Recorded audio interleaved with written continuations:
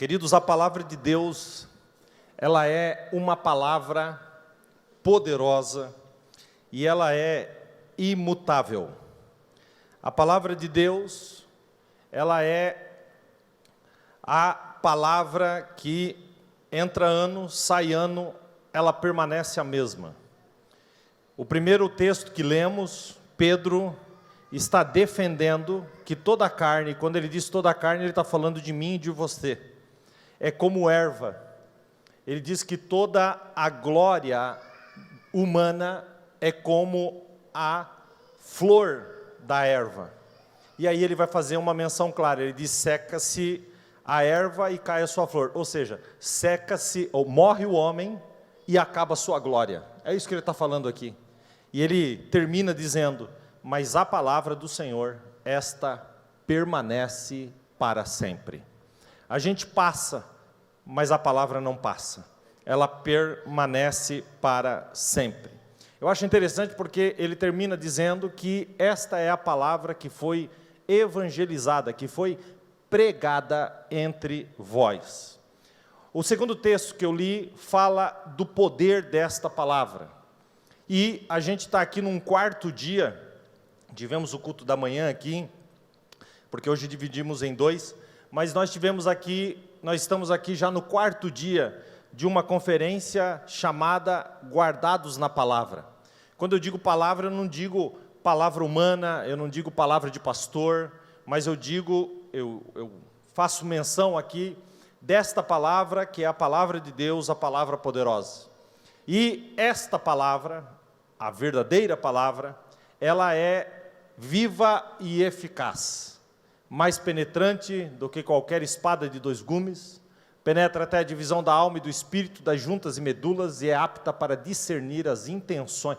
Gente, intenção do coração humano.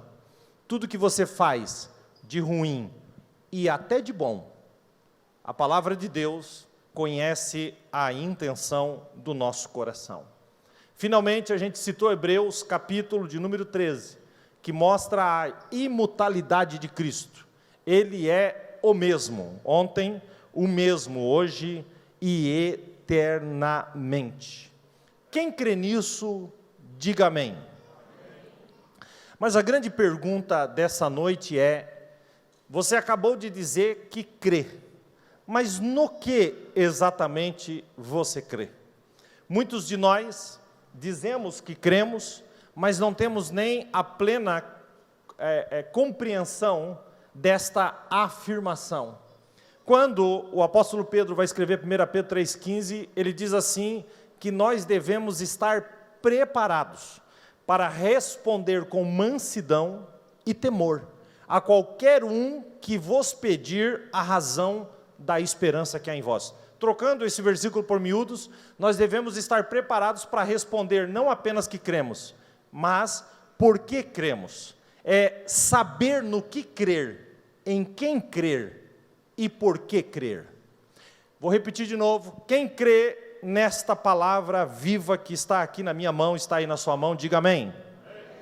Porém, é importante dizer que o crer, na sua forma simples, não é suficiente para aqueles que estão caminhando, porque a gente não só tem que crer, mas como já acabo de dizer aqui, saber por que crer, é naquilo que cremos e por que cremos.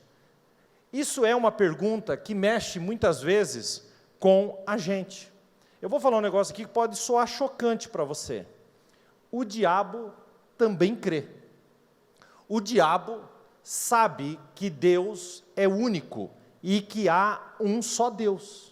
E quando Tiago vai escrever a respeito disso, ele dá uma característica ao crer de Satanás que muita gente que diz que crê não tem.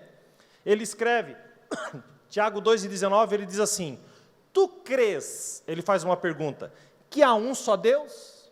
Fazes bem. Aí ele termina e diz, porque o diabo também crê e estremece.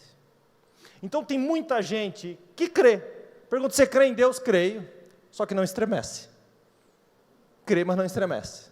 E nesse aspecto, o diabo crê porque ele sabe Às vezes ele tem a plena certeza, porque ele sabe quem é Deus, e ele crê, e ele tem a plena convicção e certeza de que existe um só Deus. Ele sabe o tamanho desse Deus, o poder desse Deus, quem é esse Deus, e por isso ele estremece. Por isso, onde Jesus chegava, o diabo batia em retirada, ou se lançava no chão pedindo misericórdia.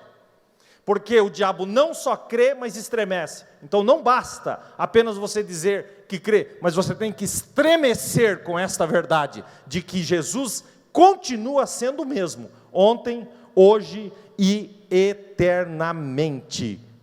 Você crê que Jesus é o mesmo ontem, hoje e eternamente? Diga amém. Jesus não muda.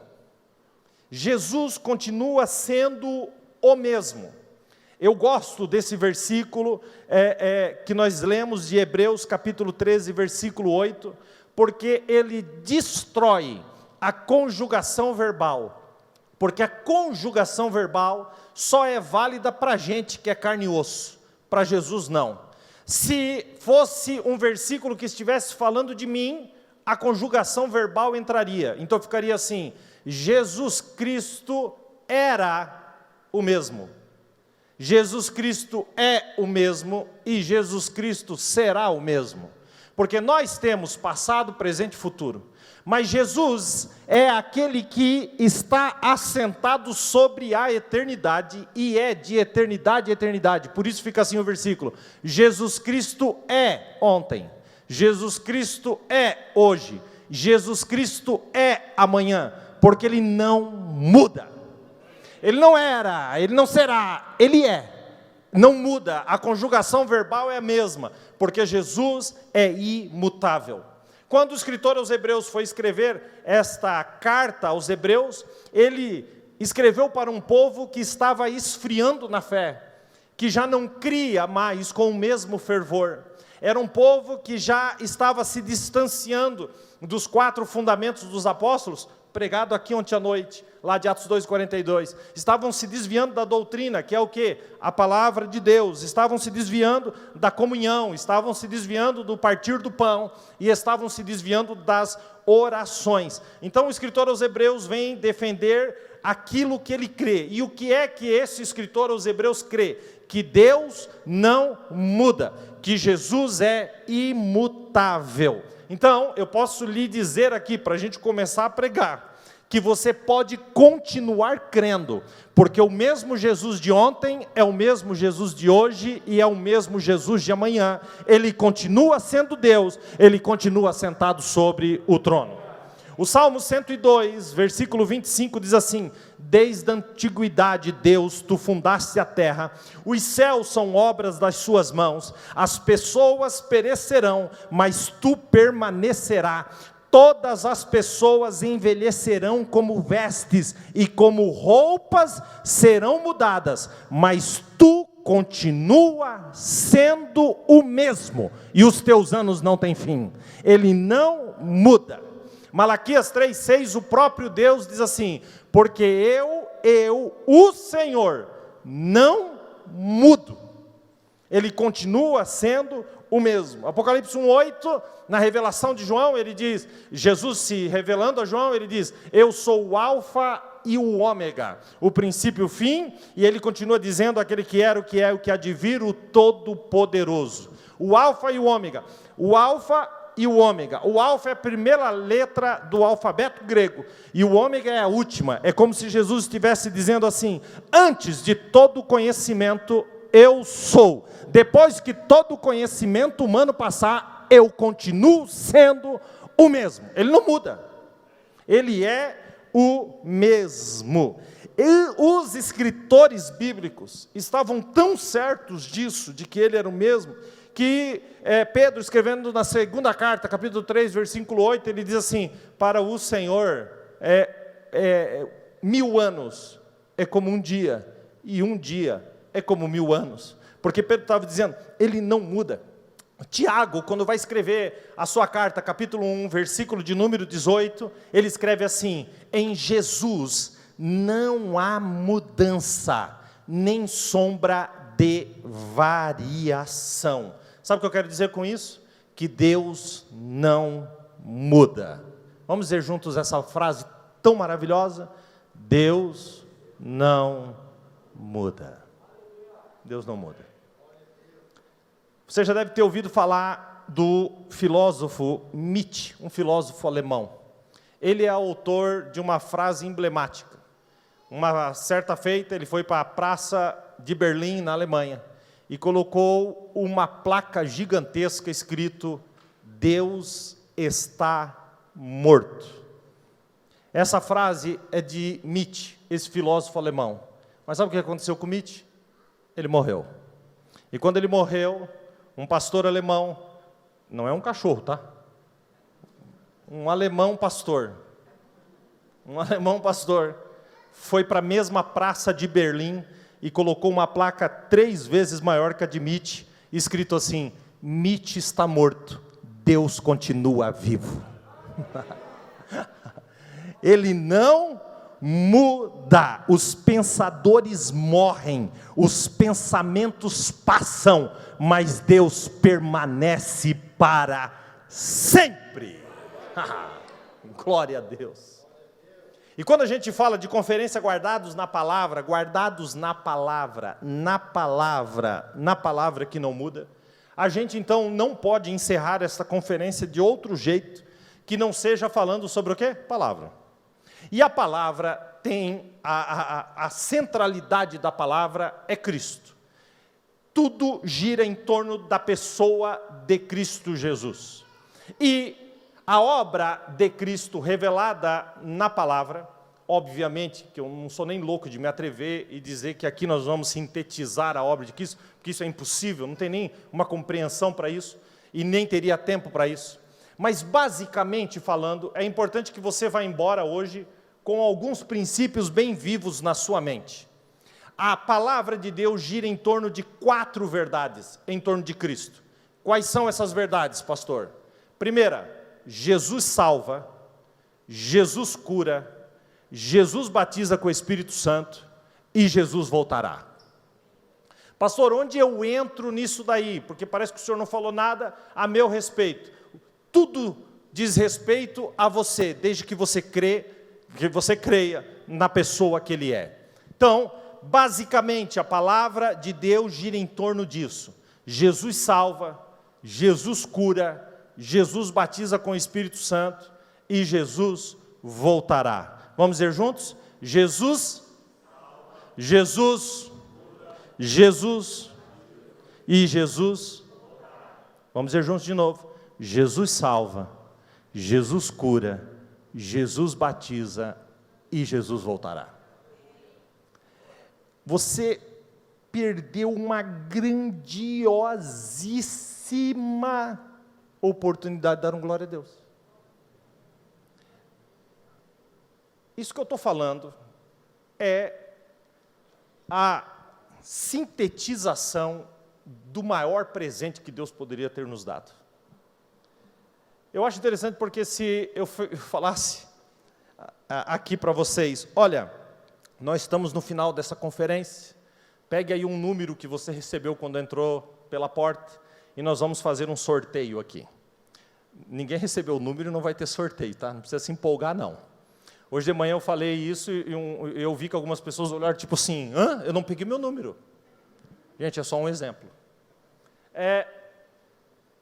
Se fosse ter um sorteio aqui nessa noite, você estivesse com um número e você estivesse concorrendo, sei lá, uma viagem lá para o Nordeste, você e mais 9, para você levar a sogra, o sogro, levar todo mundo.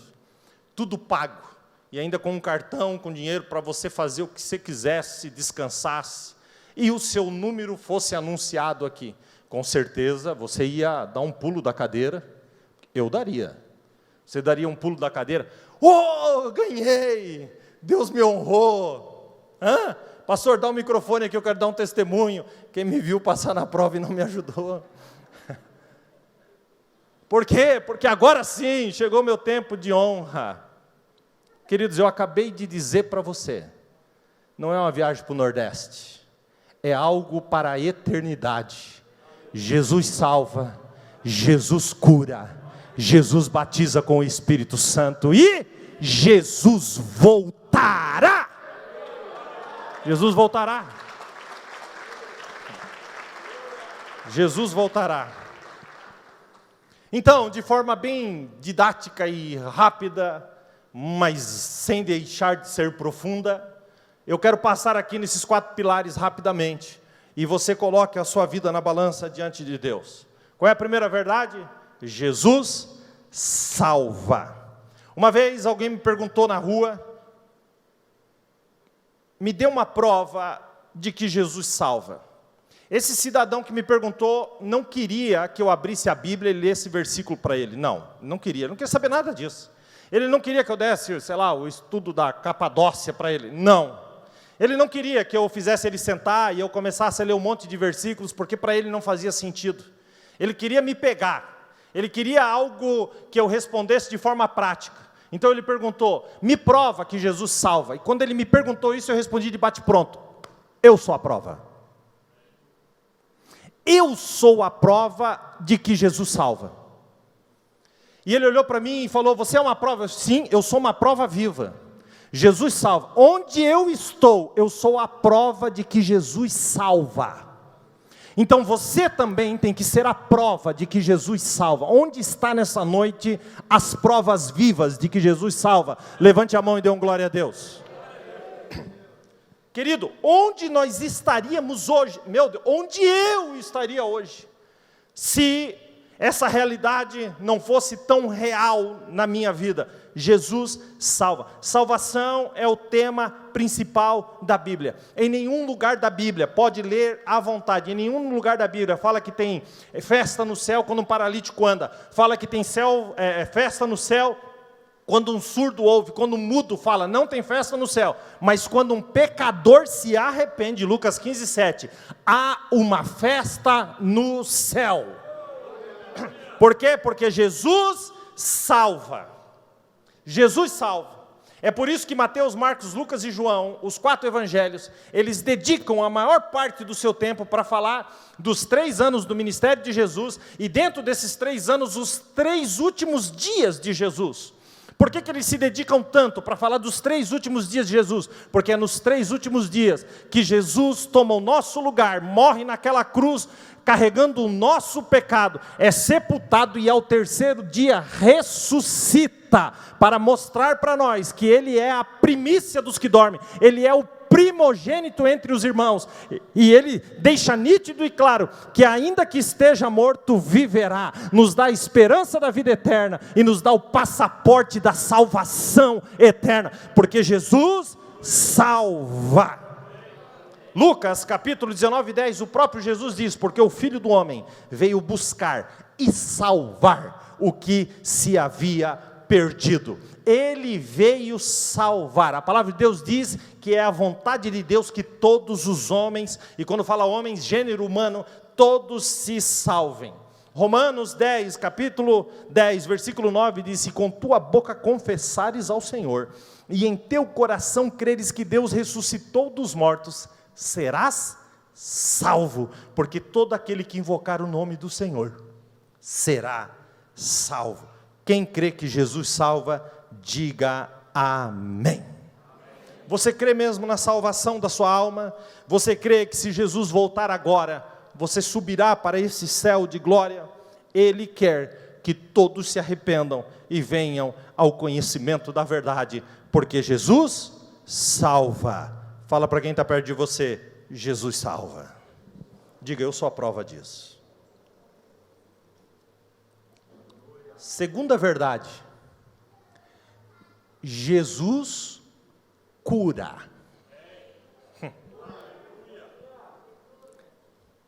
Toda a história humana na Bíblia está permeada por milagres, porque Jesus cura.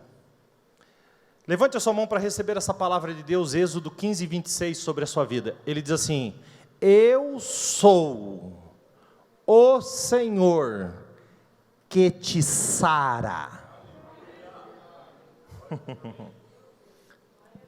Jeremias 30:17 diz assim, porque restaurarei a tua saúde e sararei as tuas enfermidades, diz o Senhor. Pastor, que cura que é? Física? Se você acha que Jesus cura só fisicamente, você está redondamente equivocado. Porque Jesus nos cura em 4 aspectos. Logo, a cura física é apenas 25% do total. Então a gente gira só em torno da cura física, mas Ele cura muito mais do que isso. Ele vai muito além, eu provo isso para você com Isaías 53, versículo 4 e 5. Olha aqui. Verdadeiramente Ele tomou sobre si as nossas enfermidades. Cura física. As nossas dores levou sobre si. Cura emocional. Ele foi ferido pelas nossas transgressões. Cura moral. E moído pelas nossas iniquidades. Cura espiritual. Então Ele te cura fisicamente, emocionalmente, moralmente e espiritualmente, porque Jesus cura. Ele cura. E como nós alcançamos essa cura? Através da sua morte na cruz. Olha como termina o versículo. Porque o castigo que nos traz a paz estava sobre Ele, e pelas suas pisaduras fomos. Jesus cura. O plano de Deus é salvar e também curar. Mateus 8,16, contando um dia de Jesus, disse: trouxeram-lhe muitos endemoniados, e com ele, ele com a sua palavra. Isso aqui eu vou ter que repetir, gente. Trouxeram para Jesus muitos endemoniados, e ele com a sua palavra,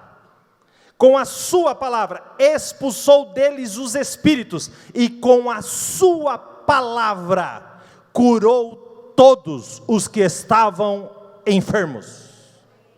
Jesus cura. Quem aqui já foi curado fisicamente? Levante a sua mão e diga: eu sou a prova de que Jesus cura. Quem aqui já foi curado emocionalmente?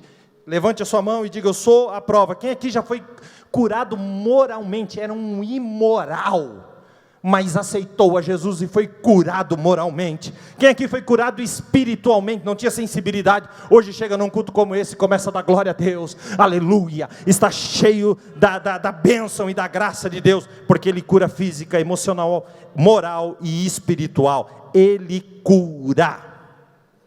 Pastor, se Ele é o mesmo, ontem, hoje e eternamente, e Ele curava, por que que Ele não cura hoje? Boa pergunta, não? Por que que Ele não cura hoje? Queridos, a grande resposta está aqui. Trouxeram-lhe muitos enfermos. Sabe qual que é a diferença? A diferença não é que Jesus mudou, nós mudamos. A gente precisa entender que na época, não, eu vou colocar essa frase diferente. A gente quer ver paralítico andar, mas não ora para Deus curar uma enxaqueca.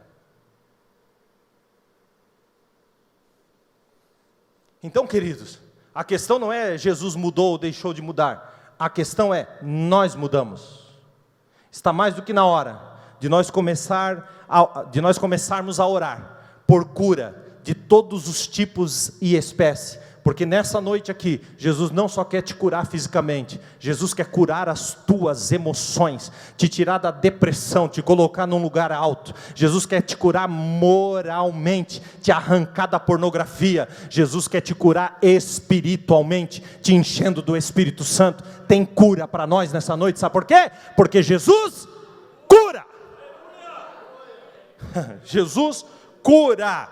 Jesus cura. Pastor, Jesus salva? Salva. Jesus cura? Cura. Que mais? Jesus batiza com o Espírito Santo.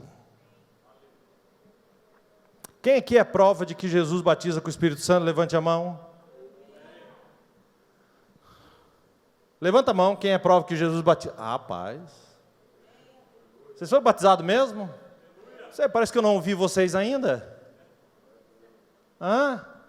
Tem fogo aí, não? Tem mesmo? Você sabe que o fogo pode ser apagado. Se não fosse apagado, Paulo não teria escrito: não apagueis o Espírito. Quando ele diz não apagueis o Espírito, não é que você vai apagar o Espírito Santo. Está apagando na sua vida. Está apagando na sua vida. Queridos, o Evangelho é extremamente simples, a gente tem que simplificar algumas coisas. Eu não quero que você saia daqui e diga assim, nossa, o pastor pregou lá, poxa, ele tem bastante conhecimento. O que ele pregou? Não sei, falou lá, foi benção. Não, gente, a lógica não é essa. A lógica é você sair daqui e dizer, eu entendi o que foi pregado. Essa é a lógica. Não é uma disputa teológica aqui, ou filosófica, a respeito da palavra de Deus. A palavra é simples. É simples. Gente, Jesus salva, Jesus cura, Jesus batiza com o Espírito Santo, Jesus voltará. É isso. É isso. Se você está entendendo isso, diga amém. É isso. Então ele batiza com o Espírito Santo. Então a gente acha que para ser batizado com o Espírito Santo vai descer um anjo de fogo, com botina de fogo, com calça de fogo, com couraça de fogo, chapéu de fogo. Que mais? Máscara agora, na pandemia, máscara de fogo. E vai rodar, e espada de fogo, e vai riscar o chão, e vai levantar um fogo, e vai dizer, entra dentro. Não, querido, você pode ser batizado com o Espírito Santo, ouvindo um hino dentro do seu carro. Você pode ser batizado com o Espírito Santo debaixo do chuveiro, tomando banho, de joelhos dobrados na beira da cama, caminhando para o trabalho. Você pode ser batizado com o Espírito Santo em qualquer momento, porque Ele não nos dá o Espírito como medida, como fazia no Velho Testamento, mas a palavra no Novo Testamento é, derramarei sobre vós o meu Espírito. Esta é a palavra.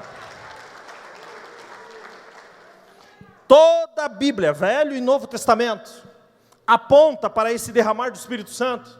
Provérbios 1:23, primeira conversão, convertei-vos pela minha repreensão, e eis que abundantemente derramarei sobre vós o meu Espírito. Isaías 44:3, porque derramarei água sobre o sedento e rio sobre a terra seca, derramarei o meu Espírito sobre a tua posteridade e a minha bênção sobre os seus descendentes. Joel capítulo 2, versículo 28, e há de ser que depois derramarei do meu Espírito sobre toda a carne, e vossos filhos e vossas filhas profetizarão. Mateus 3:11, olha o que João Batista fala de Jesus. João Batista diz assim, eu vos batizo com água para o arrependimento, mas Jesus que está vindo após mim é mais poderoso do que eu não sou digno nem de desatar as suas sandálias. Ele, Jesus, vos batizará com o Espírito Santo e com fogo. Lucas 24:49, Jesus já havia ressuscitado e fala para os discípulos, ficai na cidade em Jerusalém, até que do alto sejam revestidos de poder. Quando Jesus é assunto aos céus, Atos 1:8, os anjos aparecem para os discípulos e dizem, mas receberei virtude do Espírito Santo que há de vir sobre vós, e ser-me-eis minhas testemunhas. Atos 2, cumprindo-se o dia de Pentecostes, estavam todos reunidos no mesmo lugar, e de repente, veio do céu um som, como de um vento veemente, impetuoso, e encheu toda a casa em que estavam assentados.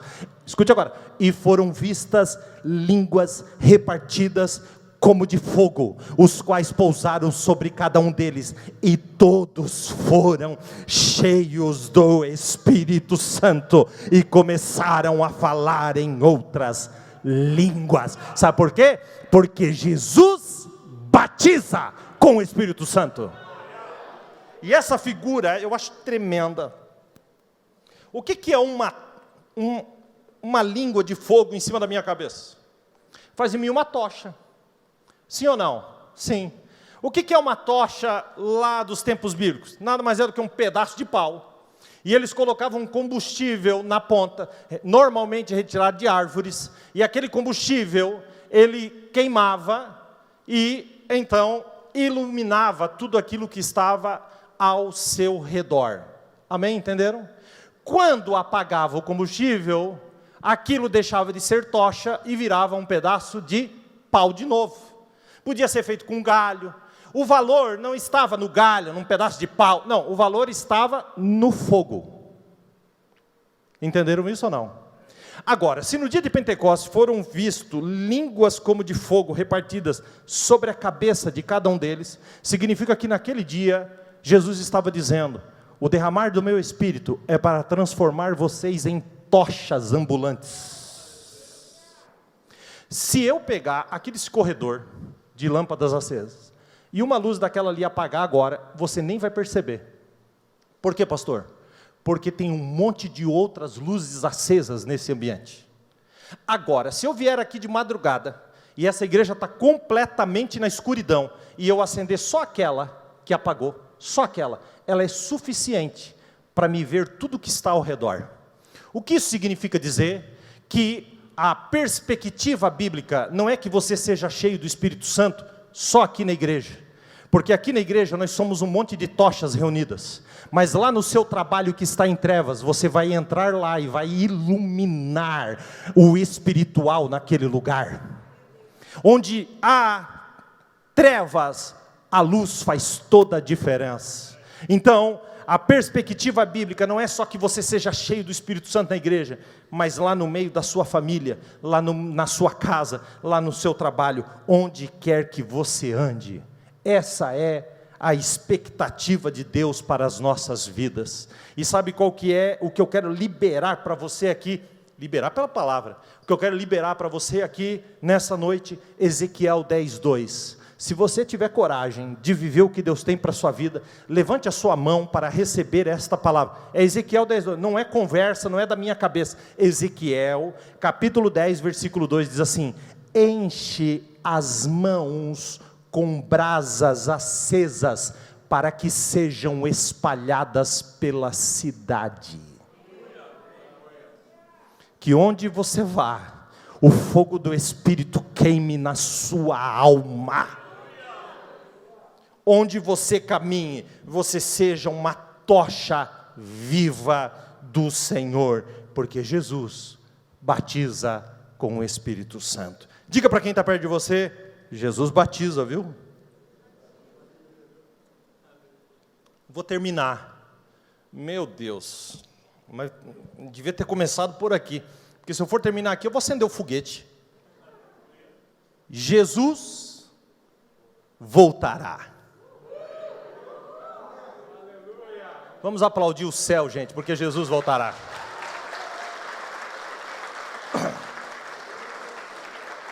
A esperança do crente, a esperança dos que creem. 1 Tessalonicenses 4:16, porque o mesmo Senhor, vou repetir, porque o mesmo Senhor, porque o mesmo Senhor, aquele que estava sentado no trono, o mesmo, o que desceu essa terra, o mesmo, o que morreu na cruz, o mesmo, o que ressuscitou ao terceiro dia, o mesmo, o que subiu levado aos céus, o mesmo Jesus descerá do céu, com alarido e com voz de arcanjo e com trombeta de Deus, e os que morreram em Cristo ressuscitarão primeiro, depois nós.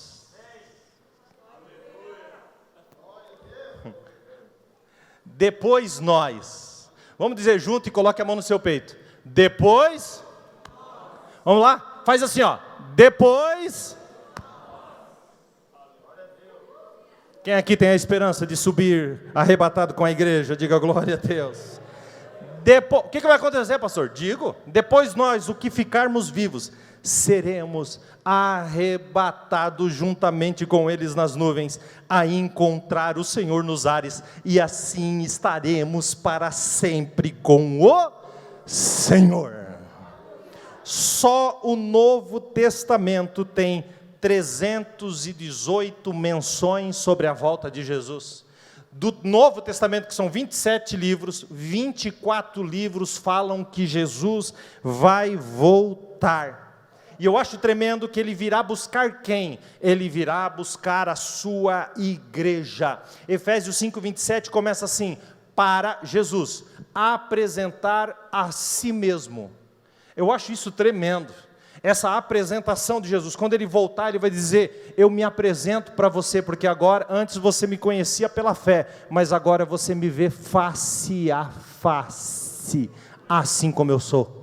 Então ele diz, para apresentar a si mesmo. Quem? Uma igreja gloriosa, sem mácula, nem ruga, nem coisa semelhante, mas santa e irrepreensível. Queridos, a melhor parte do céu é que Jesus está lá. A melhor parte do céu é que Jesus está lá. Ele está assentado no trono. Ele está acima de todas as coisas. Ele governa. Ele reina. O céu é lindo, porque Jesus é lindo. E é por isso que todo culto de domingo a gente termina como? Aplauda esse Jesus lindo. Porque Ele é lindo e maravilhoso. E onde Ele coloca o pé, se torna lindo. Então o céu é lindo, porque Jesus é lindo. A minha alma é linda, a cara não ajuda muito, mas a minha alma é linda, porque Jesus habita em mim, e Ele é lindo. Quem está entendendo? Diga amém. A Bíblia diz assim, Provérbios diz assim, o coração alegre aformoseia o rosto.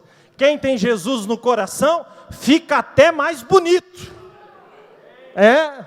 Não precisa esticar tanto não. Enche Jesus de vida aí no coração, que você fica até mais bonito. A lata melhora. Glória a Deus, aleluia. Tem esperança para nós. Querido, agora se Jesus está no céu e é lindo, o céu é lindo porque Jesus é lindo. Pastor, me prova que o céu é lindo. Prova. Pastor, você já esteve no céu? Não. Mas teve alguém que teve e escreveu para nós. Apocalipse escreve detalhes de como esse céu é lindo. Pastor, o céu é lindo? É. Por que o céu é lindo? Olha o que ele escreve, Apocalipse 21, 10. Ele levou-me Não, peraí, antes de eu falar do céu, deixa eu terminar. Por que o céu é lindo? Porque Jesus é lindo e Jesus está no céu. Então, quando João vai escrever Apocalipse, no primeiro capítulo, ele escreve que Jesus é lindo. E nos últimos 2 capítulos, ele escreve que o céu é lindo. Deu para entender, não? A sequência é algo ali que ele faz propositalmente. Ele começa dizendo, Jesus é lindo, para só no final ele dizer, o céu é lindo. Para que a gente entenda que o céu só é lindo, porque Jesus é lindo. Então o que ele escreve no capítulo 1? Ele escreve dizendo assim, eu ouvi uma voz atrás de mim, e quando eu virei-me para ver quem falava comigo, aí ele vai descrever o quão Jesus é lindo. Ele diz, eu olhei no meio dos 7 castiçais, que são as igrejas, ele diz, eu vi um, semelhante ao Filho do Homem, com uma veste comprida, branca, até os pés, um cinturão de ouro pelo peito, ouro no peito, cinturão de ouro é honra, cinturão de ouro no peito, sua cabeça e cabelos eram brancos como a neve, os seus olhos eram como chama de fogo, da sua boca saía uma espada afiada de 2 gumes, os seus pés brilhavam como um latão reluzente, como se estivesse sido refinado numa fornalha, o seu rosto brilhava mais que o sol na sua força maior, da sua boca saía a espada que é a palavra de Deus, e o seu rosto brilhava, e a sua voz era como uma voz de muitas águas, sabe por quê? Porque Jesus não está pregado mais numa cruz, Jesus Cristo está no céu de glória, e Jesus é lindo, Jesus é lindo, Jesus é lindo, gente, Jesus é lindo. Então ele começa Apocalipse dizendo que Jesus é lindo, então ele vai terminar dizendo que o céu é lindo. O céu só é lindo por quê? Porque Jesus é lindo. Lindo, lindo, lindo. Pastor, o céu é lindo? Olha o que ele escreve aqui, João, Apocalipse 21, 10. Levou-me a um alto monte e mostrou-me a grande cidade, a Jerusalém, que descia do céu, e tinha a glória de Deus. Olha esse lugar. E a sua luz era semelhante a uma pedra preciosíssima, como a pedra de jaspe, como o cristal resplandecente. Tinha 12 portas, cada porta era uma pérola. Não eram pérolas na porta, era uma porta, era uma pérola inteira. Tenta imaginar o que é esse negócio. A praça da cidade é de ouro puro, como vidro transparente. Aí, crente que era, chegou lá e começou a procurar uma igreja. Aí ele escreve, não vi templo, não vi igreja, porque o seu templo é o Senhor Deus Todo-Poderoso e o Cordeiro. Sabe o que significa? Que hoje o Senhor habita em nós. Entenderam isso, sim ou não? Mas naquele dia nós habitaremos nele. Sabe o que significa? Que enquanto estamos na terra, nós somos o seu templo, mas no céu, Ele é o nosso templo. Na terra, Ele habita em nós, mas no céu nós habitaremos para todos sempre nele. Quem pode dar uma glória a Deus por isso? E a cidade não necessita de sol, a cidade não necessita de lua para que haja luz, porque a glória de Deus a tem iluminado, e a sua lâmpada é o Cordeiro.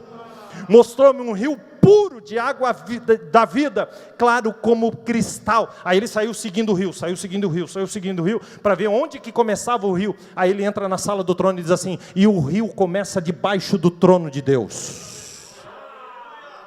Porque o céu é lindo, o céu é lindo, o céu é lindo, o céu é lindo, o céu é lindo. Não perca o céu por causa de um namoro proibido, não perca o céu por causa de uma paquera proibida, não perca o céu por causa de um pecado de estimação, porque o céu é lindo.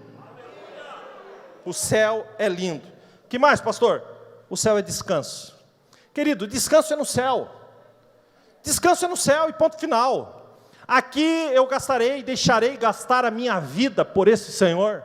A gente está aqui desde quinta-feira, e vai quinta, e vem sexta, e louvor, e palavra, aquele negócio, aí vem sábado, aí o pastor que veio pregar ontem, o Tom Molinari, veio lá do Rio de Janeiro, aí a gente desceu para jantar ali, jantamos até meia-noite, deixei ele no hotel, quase 00:30, 5 horas da manhã, eu estava lá na porta do hotel assim, vou te levar no aeroporto, santo.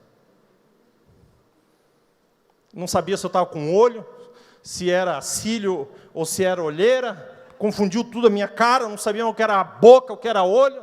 Hoje de manhã preguei aqui, agora estou pregando aqui, e eu não me importo, porque no céu eu terei muito descanso. Descanso é no céu. Pastor, o descanso é no céu? Sim, mas não é um descanso físico, é um descanso completo. Olha o que ele escreve: Deus limpará de seus olhos toda lágrima. Lá não haverá mais morte, nem pranto, nem clamor, nem dor, porque já as primeiras coisas passaram. Quem vai vencer e vai chegar no céu comigo, levante a mão. Olha o que ele diz: ao que vencer, herdará todas as coisas, eu serei o seu Deus, e ele será o meu filho. Ali nunca mais haverá maldição contra alguém. Nela estará o trono de Deus e o do Cordeiro, e verão o seu rosto, e ali não haverá mais noite, não necessitarão de lâmpada nem de luz do sol, porque o Senhor Deus ilumina, e reinarão para todo sempre. Uma das missionárias que eu mais admiro na vida, chama-se Amy Carmichael. Essa mulher viveu de 1870 a 1951, portanto ela morreu com 81 anos. Ela foi missionária a vida inteira na Índia, era uma inglesa, foi missionária a vida inteira na Índia, inteira. Entregou a sua vida desde a mocidade inteira, e no final da sua vida, agora completamente debilitada, ela foi trazida de volta à Inglaterra. Viveu mais de 60 anos na Índia, evangelizando o povo indiano. E agora, quando ela estava prestes a morrer, um grupo de jovens missionários foi fazer uma entrevista com ela. E só tem um detalhe que eu não contei da Amy, e já conto. Eles sentaram para fazer uma entrevista, e eles falaram: Amy, Deus te usou em curas? Ela falou: muitas vezes. Deus te usou muito no que diz respeito a curar aquele povo oprimido, não somente a física, mas a moral, a espiritual, a emocional. Muitas vezes. Então aqui vai o detalhe que você não sabe dela. E aí eles perguntam: e por que você, responda para nós, você pediu alguma vez para que Deus curasse você? Qual era a enfermidade da Amy? Cega de nascença. Ela foi missionária, sendo cega de nascença. Aí ela respondeu com um sorriso no rosto. Ela diz: nunca orei para Jesus me curar, mas orei algumas vezes para que Ele não me curasse. E eles perguntaram: ué, mas por quê? Porque ela diz: eu sou uma privilegiada.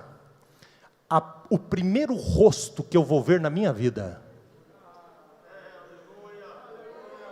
Eu disse para Ele muitas vezes em orações: se Tu me curar aqui, os meus olhos abrirem, eu vou ver o rosto das pessoas. Eu não quero. O primeiro rosto que eu quero ver na minha vida é a face do meu Jesus. Sabe por quê? Porque ela amava o céu.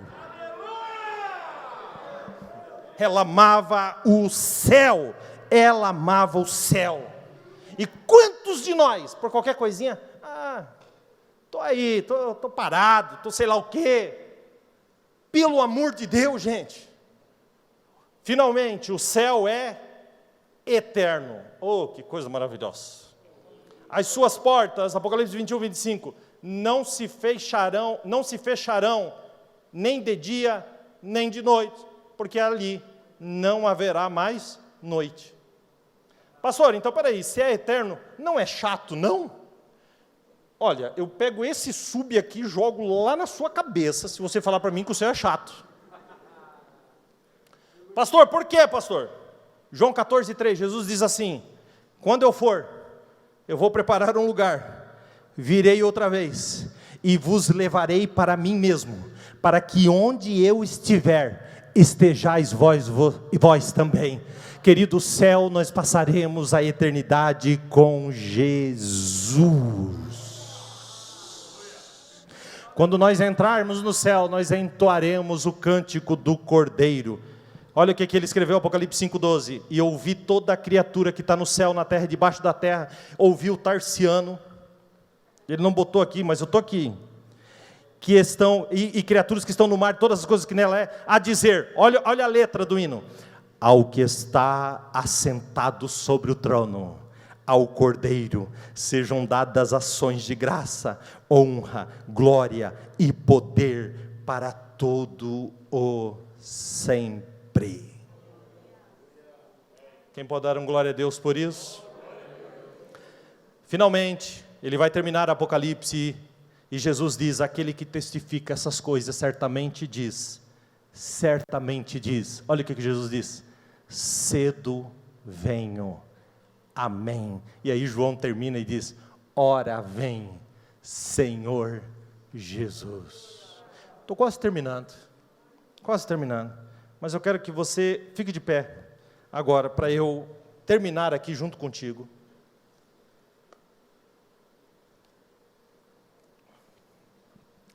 É lindo ou não?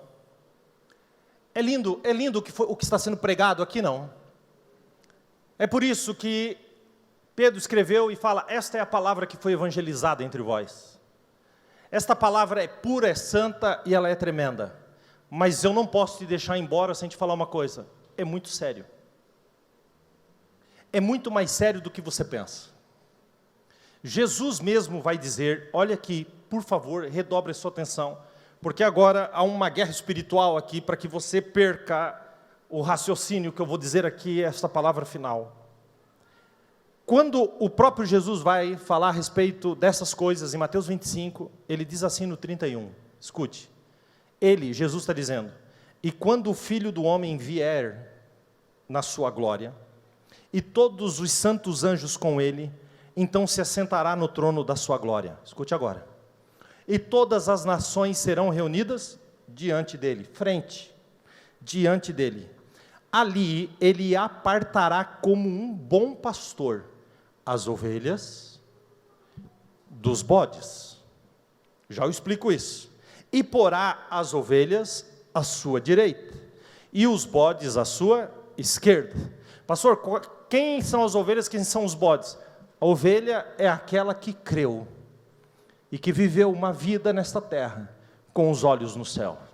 Quem são os bodes? Aqueles que ignoraram a palavra viva que está sendo pregada aqui nessa noite. Os bodes vão para a esquerda, as ovelhas para a direita. Aí olha o que diz agora: então dirá o rei aos que estiverem à sua direita. Quem está na direita? Quem está na esquerda? Onde que eles estavam? Diante. Ele separou direita e esquerda. Então ele vai dizer para quem agora? Para os que estão à direita. Olha o movimento dele. Ele fica de frente com as ovelhas, com aqueles que creram, mas ele fica de costas para os bodes. Isso é muito sério, sabe por quê?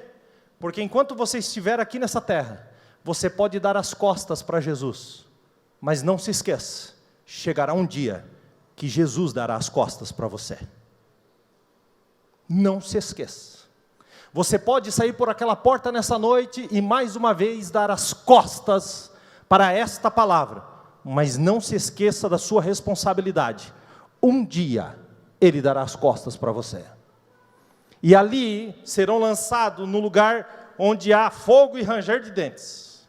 Mas eu não quero falar sobre isso, você sabe por quê? Porque eu não quero que você tome uma decisão com medo. Por isso que eu prego pouco, ou falo de inferno, mas o meu foco não é isso. Porque eu não quero que você vá para o céu com medo do inferno, mas eu quero que você vá para o céu porque você ama Jesus. Então vamos lá. Ele vai virar à direita. Para quem? Para quem? Coloque a mão no peito e diga assim: para mim. Aí se cumprirá o versículo que diz: nós o veremos face a face.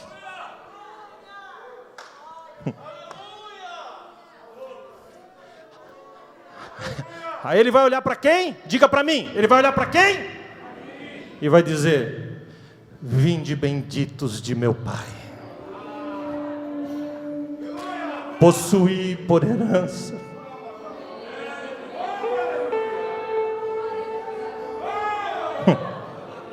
possuí por herança o reino que vos preparei antes da fundação do mundo. Aí ele vai pegar na mão de alguém, diga: a minha. Ele vai pegar na mão de alguém, de quem?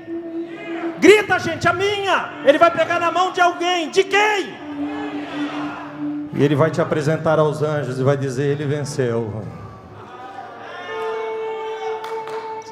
E a Bíblia diz que ele vai à sala do trono e vai apresentar ao Pai e diz: tu me deste, eu não perdi. Porque Jesus salva, Jesus cura, Jesus batiza e Jesus voltará. Pastor, o que é um culto? Vou terminar aqui agora. Me defina o que é um culto. Culto não é você vir à igreja e sentar aí, não. Não. Culto é uma brecha que Deus abre na eternidade para que você sinta o céu. Então você chega no culto e você está nesse mundo físico, mas você começa a cantar louvores a Deus e a ouvir a palavra, a brecha abre. E a gente vem para o lado de cá e a gente começa a sentir algo queimando dentro de nós, a glória do Senhor dentro de nós. Então, se um culto é uma brecha que Deus abre uma eternidade para nós sentir a sua glória, então hoje eu quero te convidar a atravessar a brecha e nós ensaiarmos aqui o cântico do Cordeiro juntos. Mas não ensaia de qualquer jeito, não. Feche os seus olhos, você está diante daquele que é digno. E então você vai cantar comigo nessa noite, porque nós estamos aqui num ambiente espiritual, profético, tremendo nessa noite.